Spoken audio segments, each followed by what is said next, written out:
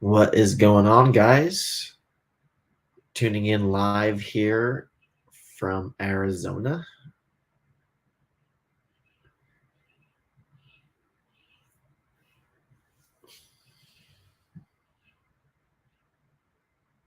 Got the people tuning in here from Australia. David in the house. Thank you for tuning in. For those who are just tuning in, you know the routine. Just wanted to check to see if the audio is good. If you can throw a comment below.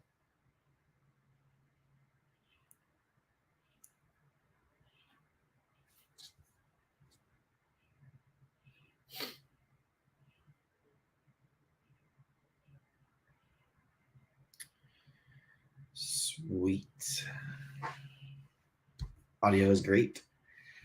Yeah, yesterday and the day before, I think I posted on my Facebook page that we would be doing a live video um,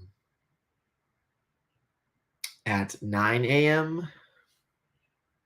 But I'm doing it a little bit earlier at 8. So for those who are in the chat now, if you could just maybe do a little share if you can, just to remind some of the people that we did end up changing it from 9 to 8. I actually have to meet a contractor over at my house this morning, so I still wanted to get a good video in for you guys, some good information, some past events, setup info, some upcoming stuff, what's new, and what's important. So for those who are in the YouTube or Facebook channel, give it a like and a share just to kind of remind people that we're doing it. That's totally appreciated.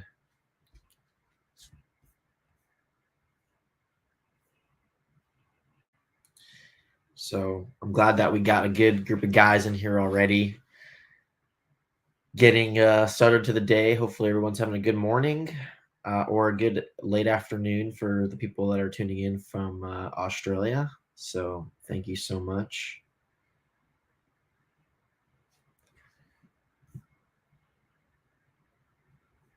So, basically, we're going to be talking about the last last event that we did, talking about some of the testing that's been going on, upcoming stuff. For those that have any questions regarding any of the vehicles, whether it's 10 scale or nitro related, um, please put a question comment below in the comment section, and then I'll kind of go through it throughout the video. Again, for those who are just tuning in, we're starting the video a little bit early. It was scheduled to start at 9 a.m. my time. Now we're starting at 8. So for those who are in, please give it a share to your buddies, just that way so they can get the info as much as possible, so they don't have to go back and rewatch. So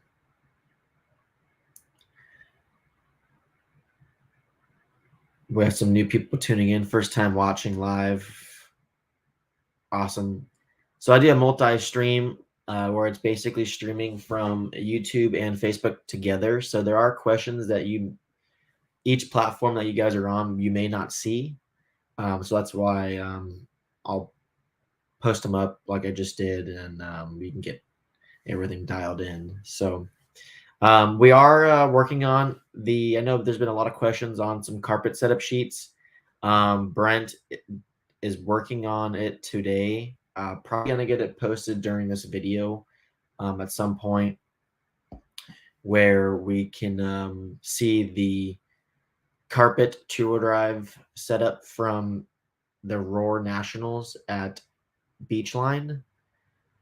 So for those who are wanting a good carpet setup, there's been a lot of testing and development into that car setup. So I'm glad we're finally getting it out. I know it's been forever since the race happened, but better late than never. We have Danny Stockman in the house. What's up, bud? Looking forward to seeing you soon again. Dave McHugh. What's going on, dude?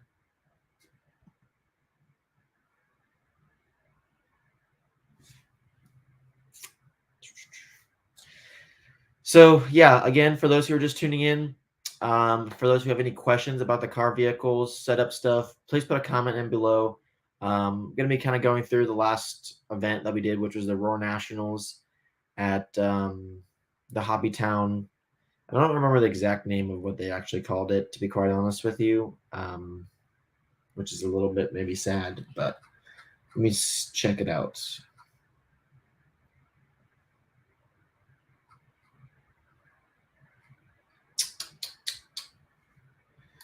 The Hobby Town in Georgia. I honestly don't remember, but anyhow, yeah. So let's get started. We basically traveled early August to Georgia. It was Dustin, Aiden, Davey Bata, my dad, and myself that traveled there. Stayed at an Airbnb.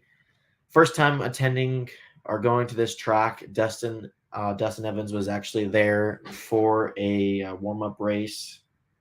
Got some good information, some good data. Kind of maybe for myself, kind of a little underestimated like the traction in the track. It's so to speak. Like the facility was great. The dirt was very challenging. The layout was super awesome, but like as you would run your car, the traction would change through different, like several different stages. And we were not only running um, a different compound of tire, we were running basically blue compound, but also running ellipses, sanded to slick, and basically that was the most traction that we were able to find with that tire. So people were trying greens, people were trying silvers, people were trying aqua. We settled on blues, so it was um, basically a free for all, so to speak. There was definitely some huge roller coaster emotions through that week. We started off very bad. Friday's qualifying day didn't go very good. Towards the end, like round two, I basically said that I need to basically do a restart and learn some things on that Friday and to learn for Saturday's qualifying, because Friday was 2 rounds of qualifying, Saturday was 2 rounds. So I kind of sacrificed some of my runs on Friday to learn for the track on Saturday, and was able to kind of put it together for Saturday, get some TQ runs, top threes, top fives, to get me in the highest position possible for the main events. And I was able to TQ 4-wheel drive, start third in 2-wheel drive, and I think fourth in stadium truck. So fourth or fifth, I don't remember exactly where I started in truck, but yeah, I was able to take the win in A1, A2, and 4-wheel drive. I had a great battle with Dakota and all the mains. In 2-wheel drive, it came down to just a bobble, casing a jump, in A main number 3, which I've watched like 20 times since I've been home, and like punching air every time I see it. So it was good. It was a good battle, well deserved win from him. Um, Brock was driving really great all weekend. He had a couple bobbles in the mains, so yeah, the track was tough. It um, seemed like it was who can not make the most amount of mistakes, because it was that challenging. Because like I said, you would start off flipping everywhere. It was so high grip, and then like each lap would get like a tenth slower, and it was crazy. So it looks like we got a good amount of people in here. For those who are just tuning in, I wanted to let you guys know that the video was actually supposed to start an hour from now at 9. We are starting an hour early. I actually have to meet a contractor over at my house. So I appreciate you guys were able to tune in, working with me a little bit on that. For those who are in, if you can, just send a message to, if you can, share it to your page as if possible, just to remind some of the people that wanted to tune in at 9. That way they can get reminded. Give it a like if you can. that always helps. So I'm going to be going over my four-wheel drive, um, kind of four-wheel drive setup stuff that we learned at the Nationals. One of the biggest things that we did, or at least I did with my car, was running a little bit less anti-squat. The setup sheet that we've kind of been working off of is probably the one from Hobby Action, where we're running basically a little bit more toe and forward drive, so zero point 0.5 up and in the D mount or C mount insert, where now we're running 0.5 down and in on the C, and then just the middle pill insert in the D mount, just to help with getting a little bit more traction. Because two things that's going on when you run a little bit more toe, it's actually shortening the wheelbase a little bit, but also adding a little bit of some suspension bind. And depending on the traction level, if it's really high grip, then the suspension will work normal. But if the vehicle is sliding on the track, that means like the suspension is bound up and maybe too rigid. So running a little bit less anti-squat with the more toe seems to be a great balance. So like a Hobby Action, that's not something that we normally have done. It was more or less for this track that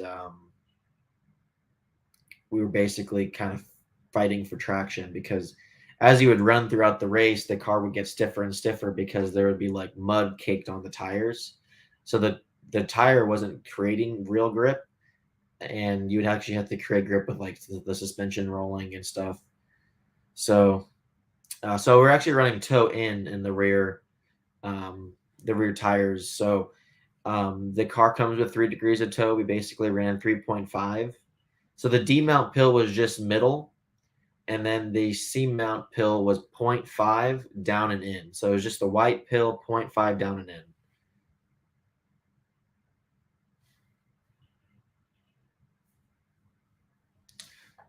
The shock oil for the four-wheel drive was 37 in the front and 30 in the rear. I also ended up moving my battery back all the way instead of all the way forward. Again, this was just to get more weight on the rear end, just to help with the traction.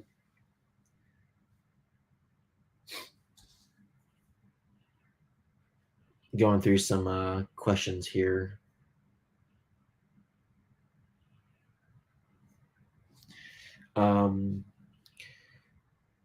As far as the rest of the four-wheel drive package, the majority of the rest of the setup was all normal stuff. The biggest things that I changed was changing the anti-squat and changing the battery position. And then I do actually remember one last thing. I actually ended up going down on the front diff oil from 15 in the front to 10, just because, again, like the traction, not only was the rear not making as much traction, but the front also wasn't making nearly as much traction. So needed to make the front end feel about more active. And going to 10,000 definitely seemed to help that.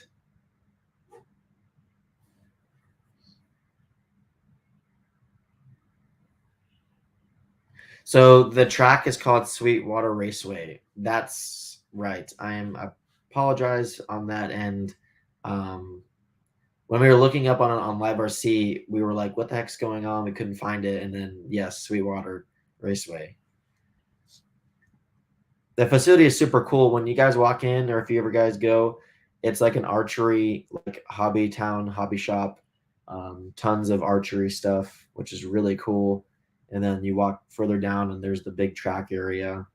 They got misters, so it's definitely one of the cooler facilities out there. The track is really challenging, which is honestly a good thing. It's never, everyone would do it if it was easy. So I'm glad that there was some challenges.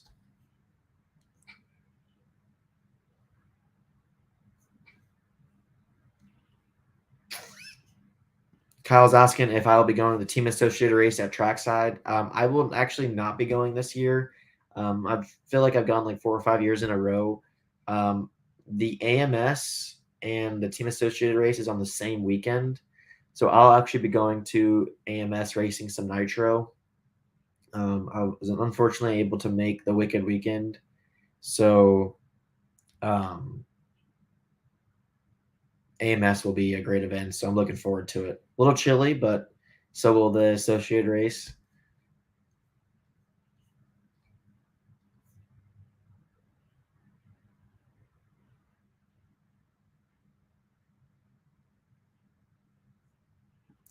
Got a question. Can you show where you mount the on and off switch? Yes.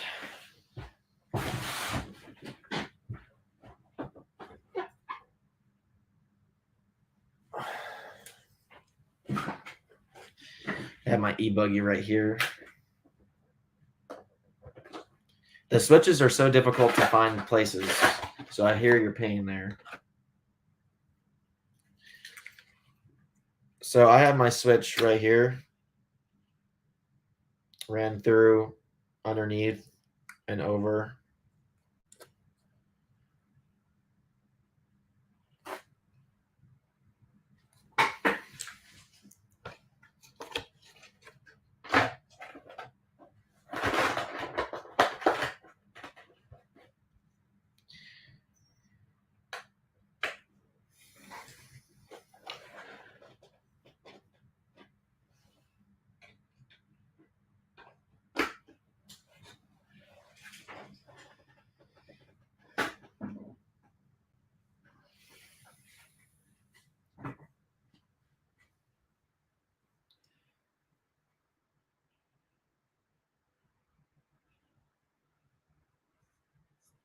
So I have some question here.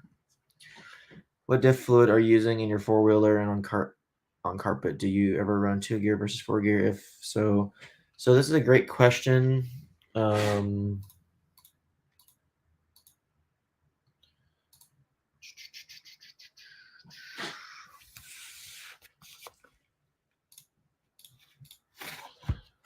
Whoops. I'm trying to get my setup sheet that I have for the four-wheel drive.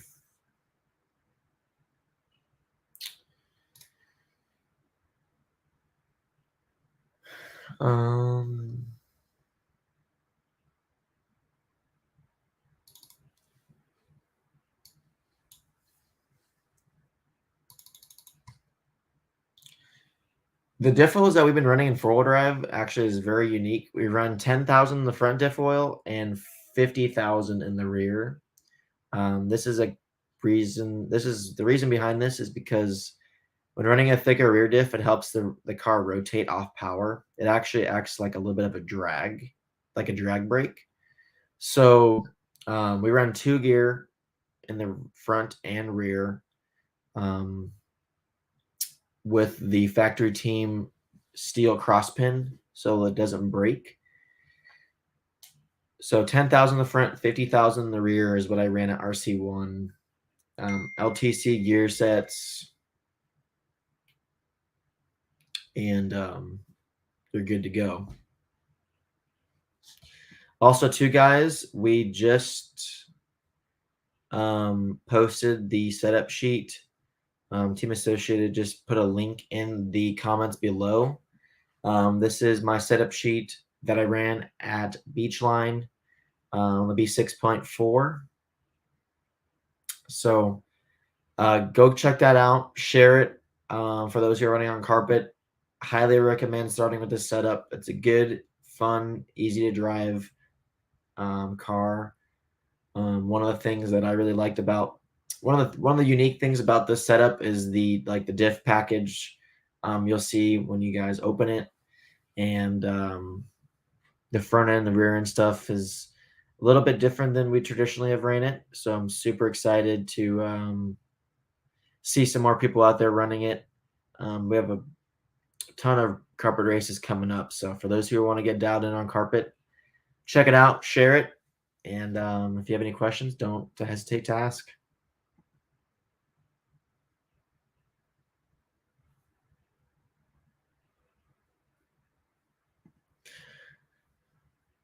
I'm looking to update to 4413 gearing on my and universals on my RCA to B4 and e-buggy. How key are those setups on rough, low to mid traction? To be honest, I think this stuff is pretty critical. I personally really like the gearing because I feel like the power band's super mild and really helps with the acceleration. Or doesn't, sorry, it doesn't help with the acceleration. Actually, feels like it numbs it down just a little bit, but to the point where it feels like it's more of the traction control. But when you're doing jumps, um, and you need a little bit more pull, I feel like the 4413 is a huge help. Um, Now, as far as the universals go, to be honest, all my setup packages are designed around the universal. And in my opinion, if you were to run CVAs, the setup would be dramatically different. The CVAs make the suspension super, super stiff and rigid, which is fine if you make accommodations to piston package, roll centers. So all my setup sheets that are posted are all been tested and developed with universals. So if you've been running my setups on um, with your car with CVAs and it may not feel maybe that great, then maybe this is a huge reason why.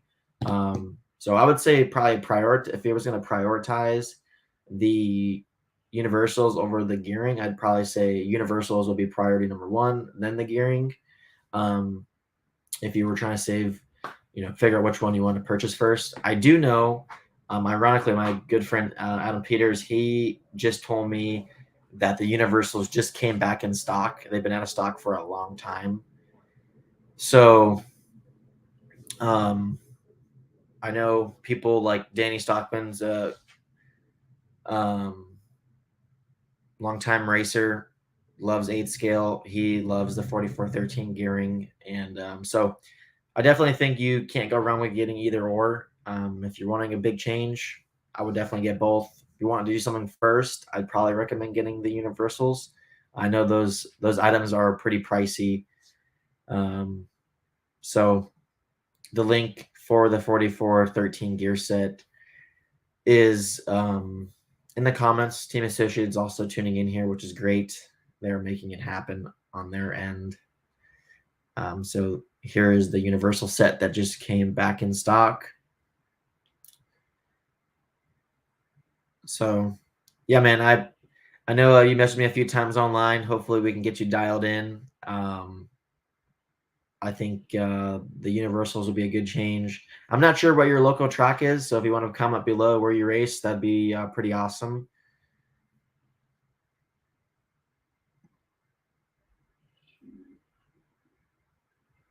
Don't say Arizona because if you're a local here, then that would be bad on my end.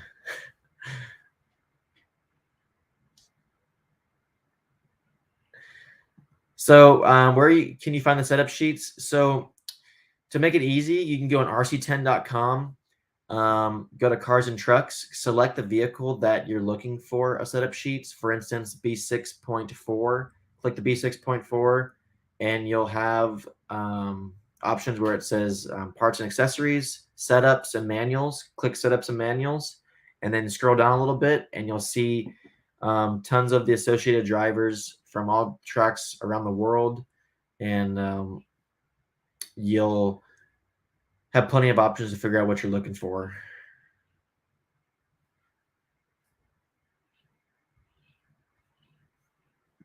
So there's a link below on where you can get the manuals and setup sheets. So a little bit easier, one click on that. British Columbia. Sounds fun. Sounds like I need to check it out. So Greg's asking, why do you prefer the B74 rear arm on carpet versus the 75? Do I need to adjust stroke, droop when going from one another? So as far as the stroke and droop, I would just put on whatever the setup sheet says. So I don't know what I was running before I ran 75 two-wheel drive arms versus the four-wheel drive ones. The biggest difference driving wise, I feel like is a little bit more on power steering. I feel like the 4Drive arm drives a little bit more flat, to help put some more weight on power to the front end, a little bit stiffer feeling. There are some things going on that it's probably a little bit more complex to explain. So just try it. I think it's good. That's why it's on the setup sheet. Um, I think it's definitely something that we've been kind of playing with for a couple of years now. There are people that still prefer the 75 mil arms, but it seemed like most of the guys that ran the Florida race kind of were putting on what I was running and really, really liked it. So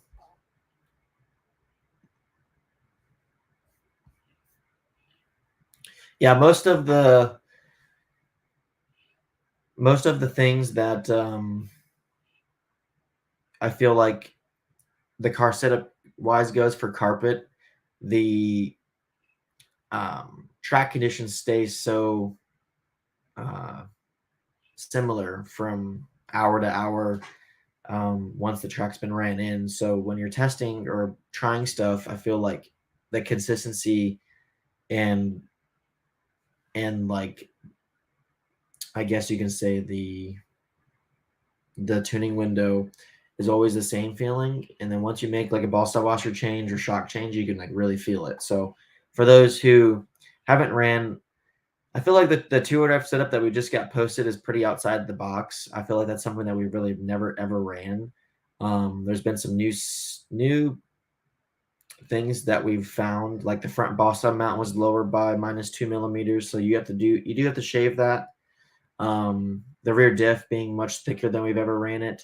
The short chassis on dirt, or sorry, the dirt chassis on carpet seemed to be really good. Seemed like the shorter car just helps the car rotate through the tight 180 sections. So for those who have been struggling for 180 steering, our car is like super easy to drive no matter kind of what we do to it. And it seemed like the chassis seemed to really like sharpen things up along with the diff. And then the last thing was the -2 front ball stud mount, having to Dremel that. So we have 109 viewers, which is pretty sweet. For those who are tuning in now, I've sound like a broken record. Thank you guys for tuning in. I know it was scheduled to start at 9 this morning. Started at 8. I actually have to meet a contractor over at my house. So for those who are just tuning in, there may be people waiting to watch my stream at 9. So if you can just share it so they can get a reminder that we're live, give it a like if you could. That always helps. I'll try to do my best next time to coordinate so I don't have to change the times. But looks like it didn't really matter a whole lot because we got over 100 views, which is pretty cool.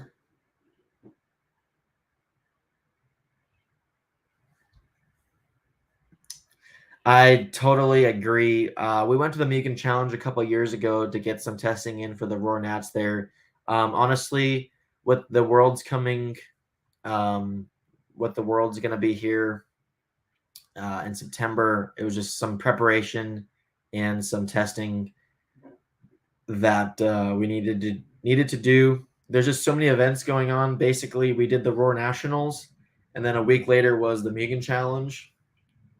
So there's just so many events, but I totally agree. We need to get some more AE guys there. I think you guys had like 450 entries. It was that the crew at LCRC is absolutely amazing.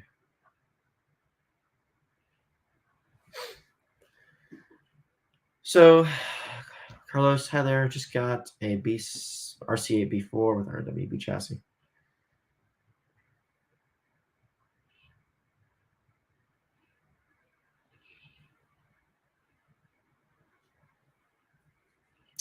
So one of the biggest things that I can say, there were some questions that I would need to see and some figure out what exactly you're running. Two things.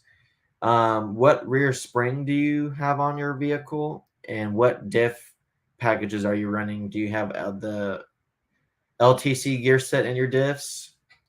And what oil We have a setup sheet that's posted from the last couple of races on rc10.com on medium low grip track. I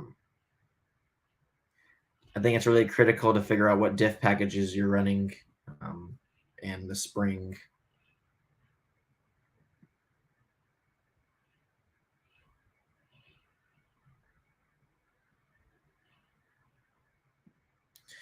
So I would actually check out this package here, and you can totally see some of the things that maybe we're doing here, Carlos.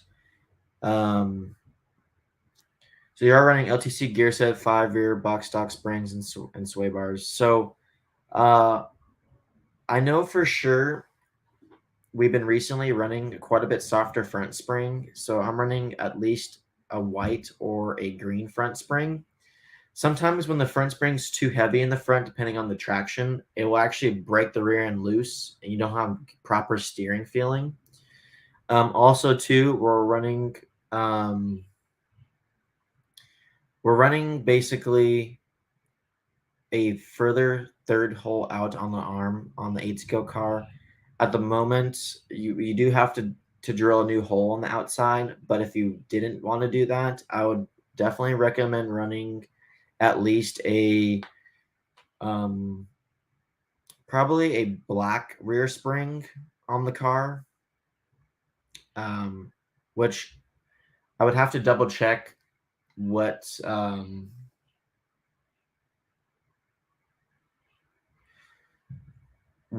spring that comes with the kit. I don't really remember exactly. I want to say it's a blue front spring and a white rear spring. I don't know if someone can check. Actually, I have the Associated's website up right now, so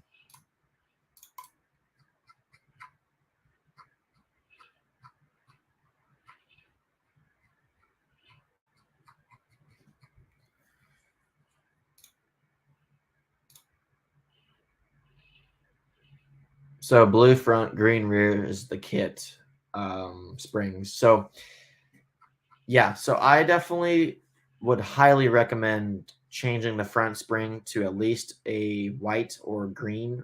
Honestly, you should probably get both. That's going to really change how the rear end reacts. I also would recommend getting another step softer spring in the rear. So I believe the spring charts would go green is basically a looking at the black is 11.5 turn and green is 11.25. So you're basically a 0.25 stiffer.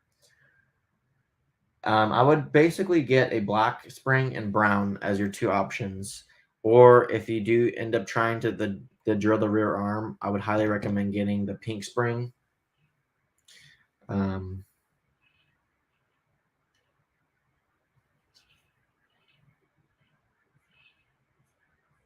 Once you get the suspension package working right, I think your biggest problem is the front rear springs.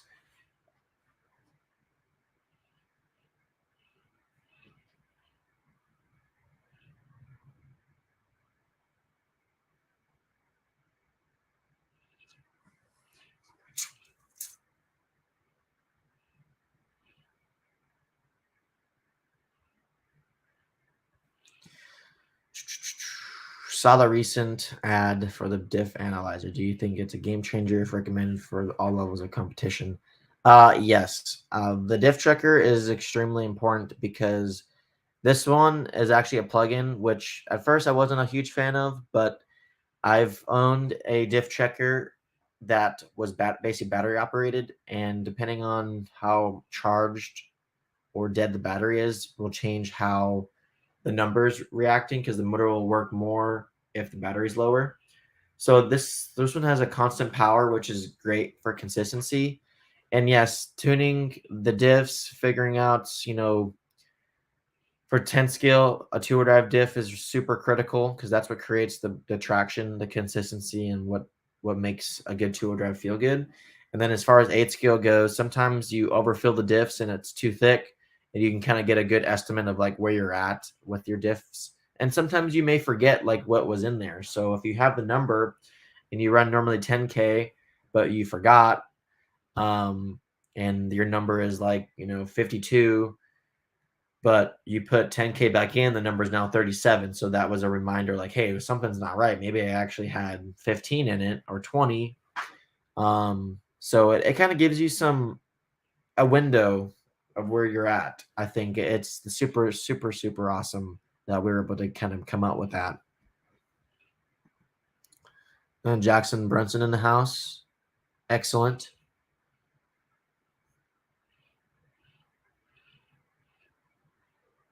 I do not have a T6.4 carpet setup available that my truck is so kind of I feel like customized the old truck because I have all the buggy shocks and stuff on it. It's super challenging to kind of note what's doing what. So I actually personally have not ran the new two-wheel drive wide tire. We actually had it at the Carpet Nationals, but it obviously wasn't released, but we didn't seem to really need it there. We were kind of saving it for something. So I know Paul and Jason and the kind of NRJ Concepts crew, they did a lot of testing with it, and they seem to really, really like it. So I'm sure that's going to be the new standard going forward. I'm looking forward to testing that out.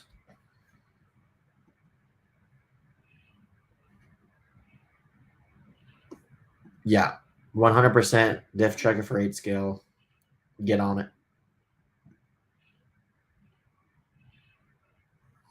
We have Chris Van Air in the house. What's going on?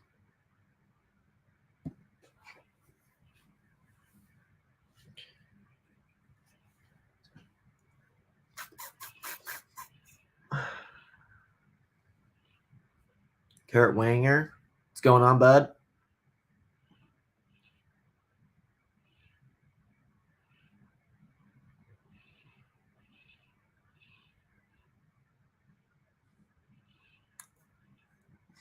I personally have not ran the SC 6.4 and high bike clay. I've only ran the new stadium truck, which I thought was really, really good. I know when we did a lot of the short course testing, the kit setup was really good on the previous generation short course trucks. So I would imagine that didn't change much. Um, I know there's been quite a bit of people that have gotten the short course. I know maybe hit up Dave McEwen for the short course setup. He's seems to always run short course, gets dialed in.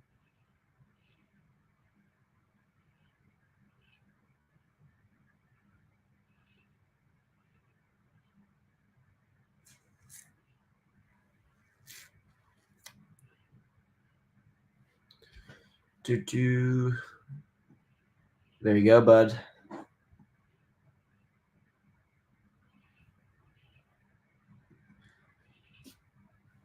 Mason Templeman winning the Nats with it, so that's a good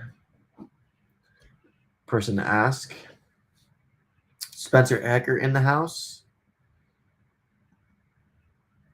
So, anyways, that was we got on a huge rant there with some comments, so that was keeping me occupied there. Finishing up the Roar Nationals. Yeah, totally a fun weekend. Tons of up and downs. We were able to get some good videos out there for you guys. Hannah and Tyler were able to get some video on the new bodies that have been released. Kind of review of like how the races went.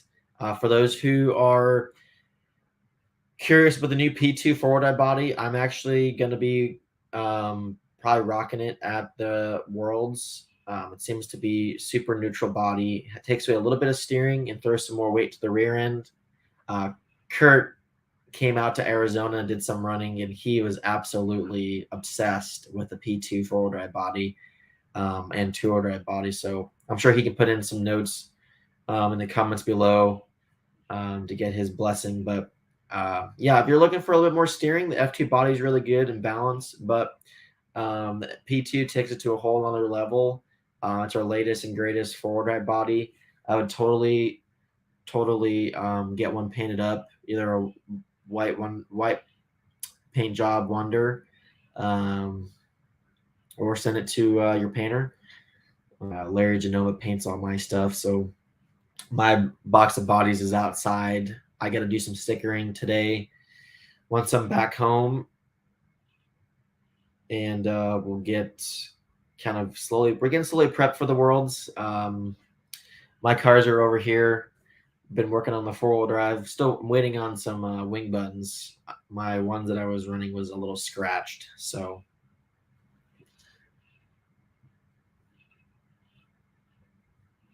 Bum, bum.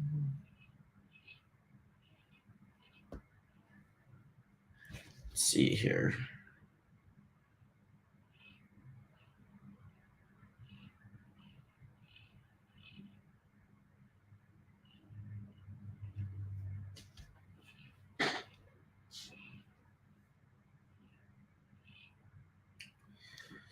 Dun, dun, dun, dun.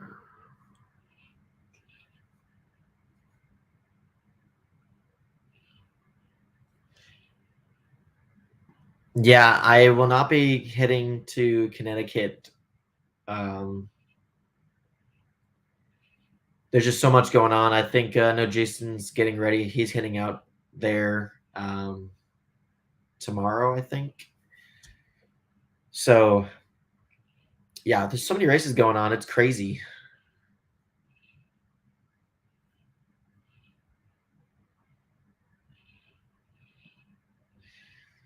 Anything new or different is going to be running at the Worlds? Honestly, we're going to be racing the same cars we've been racing all year. Nothing new. The only thing that's going to be new is the P2 four-wheel drive body. That's going to look a little different, which is nice.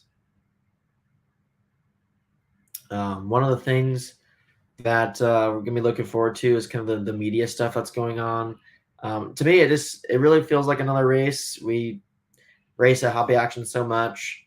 Looking forward to seeing all the new faces and some faces that we see once a year. So the Aussies are coming out. Ray and his family, Andrew, Jared. So it's going to be super awesome to see those guys. Yeah, I don't know. It feels so different. To me, it just feels like another race. I'm looking forward to racing my heart out and putting on a good show. There's going to be tons and tons of people that are going to come out of the woodworks in Arizona. We have so many racers. So I'm looking forward to seeing how Larry and Jake are going to separate all of us to give us all space. So it should be pretty exciting. It's going to be hot, but head to the pool afterwards and cool down a little bit. So I'm looking forward to that. So yeah, it's crazy. There's so many races going on. The European guys are racing the 8 scale Euros, and then other guys are racing like on-road ETSs or whatever they're called. So crazy.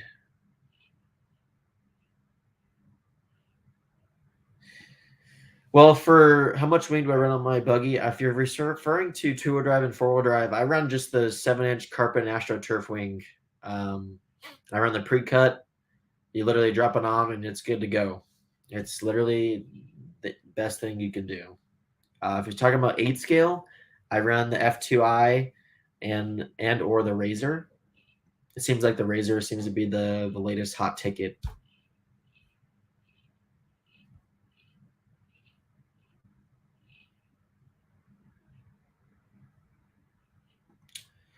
Yeah, honestly, this is just a personal preference. I know some people don't like it wider because it's too edgy and hard to drive. So if you want it to be smooth, then you know what to do. Totally up to you. Personal preference there. So Kurt is here. We have quite a bit of people tuning in here. Thanks for everyone that's tuning in. I know we were supposed to start at 9. Instead, I started at 8. So thanks for tuning in. I know we're towards the end of our session.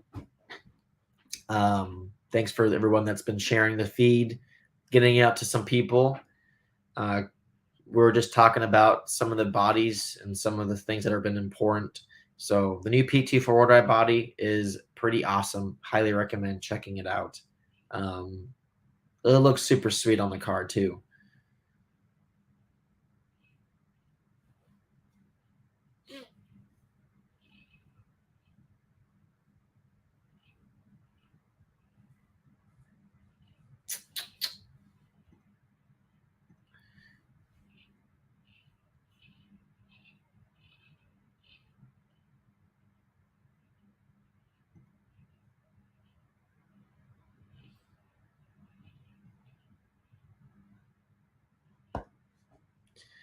Dan Neer's asking, do you feel like there's more pressure racing at your home track? I don't really know.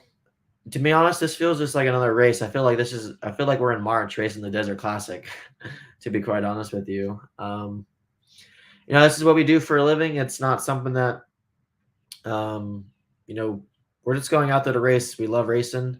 All of us guys, there's a lot of talented people that have a lot of great opportunities to doing well at this race. Um, I feel that as a team, we are pretty strong. I just want to get on the track and start running. I definitely want to see all the friends kind of get that going and then start putting our head down and seeing what happens. That's one of the best things about racing or just going to the track. You get to the see your friends, see friends you haven't seen before or in a long time. The atmosphere of that is definitely hard to describe. Like when we went to Slovakia and seeing everyone, it was just super super cool, and that's why we do it because we meet great people in this hobby that push ourselves to be a better person, to kind of elevate, compete, and that's what's exciting about this hobby, or that's what's so special about this hobby, for that matter. So yeah, this was a great question. Me and Brent went through my rest of the schedule. After the Worlds, we're doing the Hoosier RC INS. After that, I will be going to Masters of Dirt, then AMS, and then the Florida. Actually, Top Gun is in there somewhere, and then AMS, then the Florida carpet race. And I think that is the last race for the year, I believe. I can double check.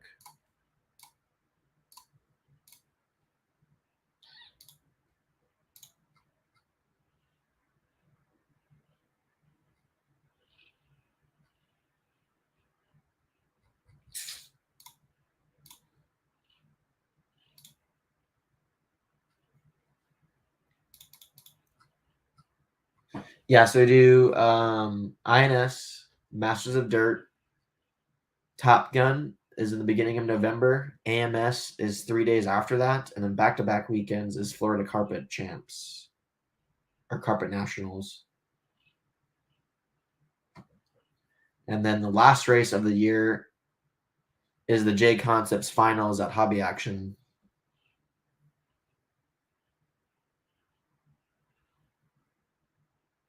And then the rest of the December is off. So, yeah, a lot of racing. It's going to be pretty crazy.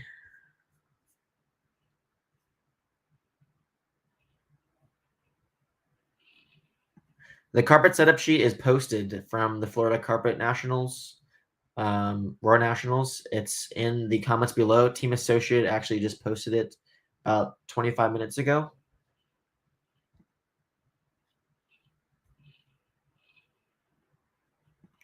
The P2 body would be really good for high bike clay. 100%.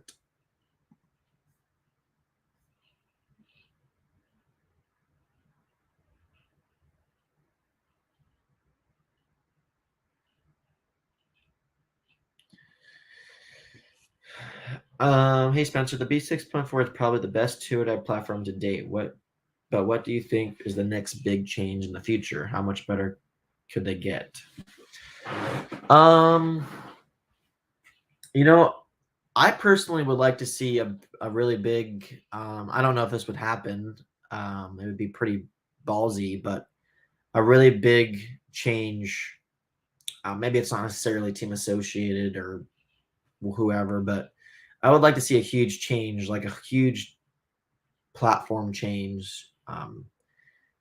Maybe shocks that are no shocks or something, or shocks laid down of some sort. A completely different style platform that makes it look so different. I have no idea personally what they could really do without compromising some of the benefits of kind of the historic of why the two dies work so good nowadays. Um, it'd probably take a couple years to develop because it not only would be ballsy, but it could be a waste of a project. So it'd be cool to see someone that's in the industry that do a big change. Yeah, it's tough to say what could really be better or more efficient.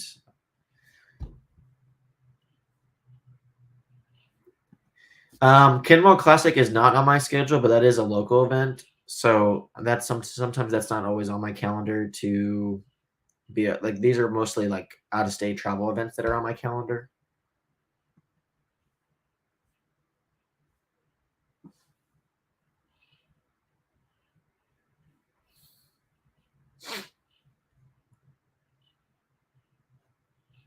Yeah, I was curious. I was just thinking that it might be on the same weekend as something.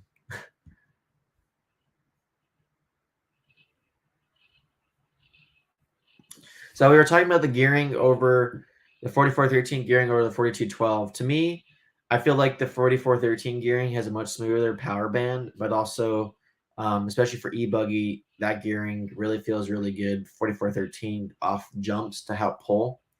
For nitro buggy, I feel like with the red engines, it has so much good power delivery at the bottom that I like having that 4413 help pull. So we've been all running the 4413 gearing.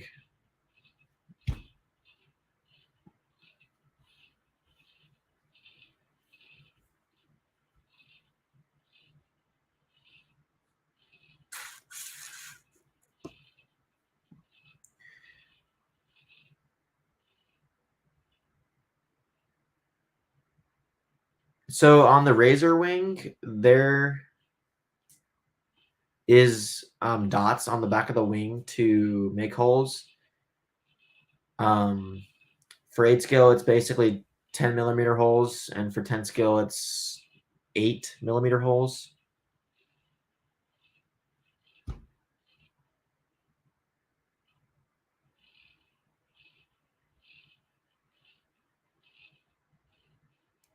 For the 8 scale wing, we basically run all the dots that you see on the back of the wing. We basically use them all.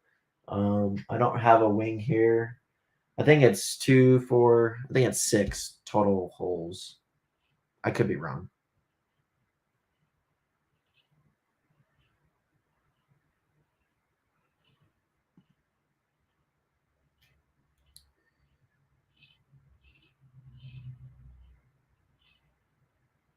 Yeah, I appreciate you tuning in, putting your experience here in there, your comments.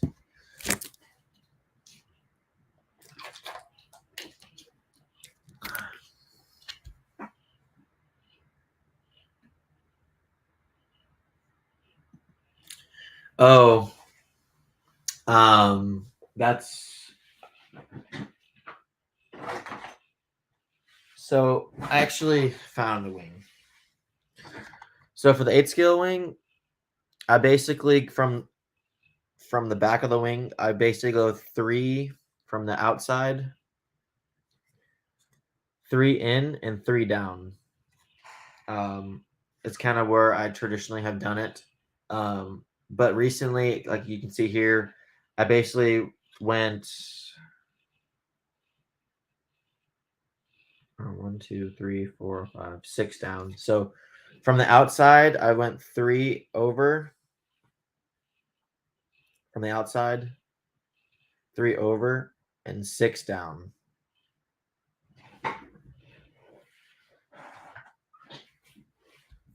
For 8 scale.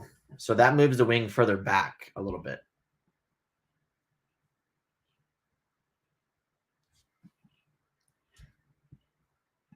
So there is a link in the comments below of the gearing from Team Associated, the link to their website to order the gearing.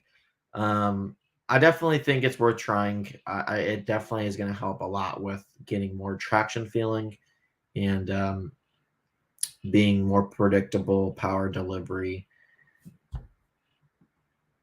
Jason Hunt, I believe this is the 4413 ring and pinion part number. Thanks for doing that.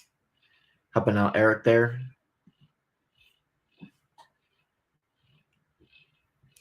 And again, guys, basically kind of getting close to the end of our session here. I know we talked about starting at 9 a.m., but for those who have been here with me the whole time at 8, we had over 120 viewers, which is pretty awesome. I know all of you guys shared this video, which helped a ton. For those who haven't, please do share it with your buddies that are probably going to start figuring out that I didn't tune in at 9 a.m.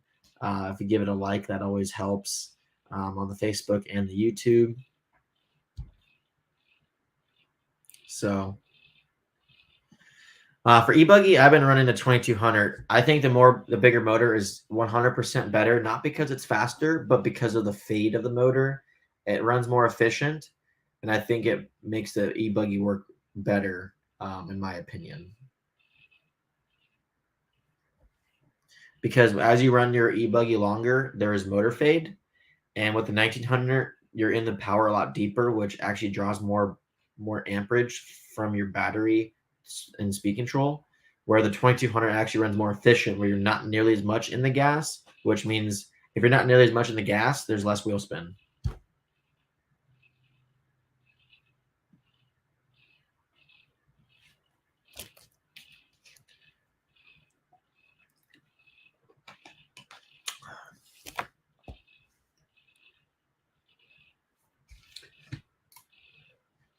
Whew.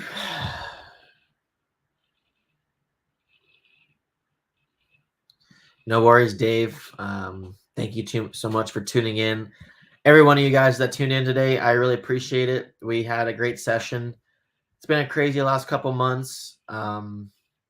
It's been really challenging. Looking forward to getting out there at the next one. Hobby Action's the next one for me, and looking forward to talking to you guys this couple weeks from now. So thanks again for tuning in. Everyone was super awesome to help out today. Again, if you see me at the track, don't hesitate to come up and ask. See any of us guys at the track. Honestly, we're there to help you. You guys that are tuning in here is what makes it fun. Without the help that I've been able to get in the hobby, I wouldn't be where I am today. So thank you guys for racing. Looking forward to seeing you guys at the upcoming races, and we'll see you guys at the next one. Thanks, guys.